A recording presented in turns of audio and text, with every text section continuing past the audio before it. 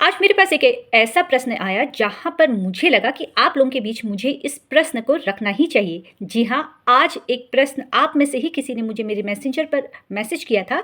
उनका कहना था कि उनका और उनकी पत्नी का आपस में बहुत मतभेद होता है, यानी कि वो बहुत ज़्यादा लड़ाई झगड़ा करते हैं और कुछ पल के बाद वो दोनों एक हो जाते हैं और ऐसा लगता है कि अब पूरा मामला सही हो गया है। लेकिन जब मतभेद होता है, लड़ाई झगड़ा होता है, तो उस वक़्त उनको ये लगता है कि अब मुझे कानूनी कार्रवाई कर लेनी चाहिए, क्योंकि पत्नी नाराज़ होकर 2-3 महीने मायके चली जाती है और फिर उसका जब गुस्सा शांत हो जाता है, तो वो फिर वापस आ जाती है।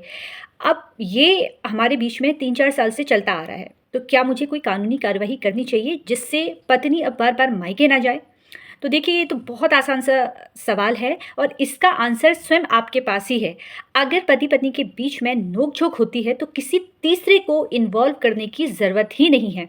आप दोनों आपस में बैठिए, बात कीजिए, या परिवार के किसी अन्य सदस्य के माध्यम से दोनों को बात करनी है, जो आप जिनकी बात समझते हैं या वो जिनकी बात समझती है।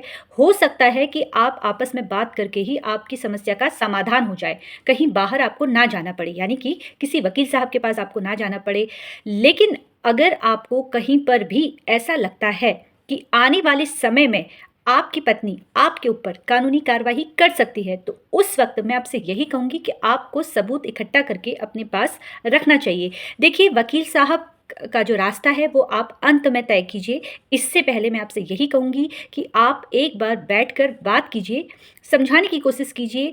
छोटी मोटी लड़ाइयाँ हर घर में होती है, तो इस बात को बढ़ा चढ़ाकर आप ना सोचें, पॉज़िटिव रहिए और एक बार बात करने की कोशिश कीजिए। अगर बात संभल जाती है तो बहुत अच्छा है। छोटी-छोटी बातों में लेकर वकील साहब के पास आना कहीं की समझदारी नहीं है। लेकिन हाँ, कानूनी जानकारी होनी चाहिए। हो सकता है कब किसको कहाँ पर ज़रूरत पड़ जाए उस कानूनी जानकारी की।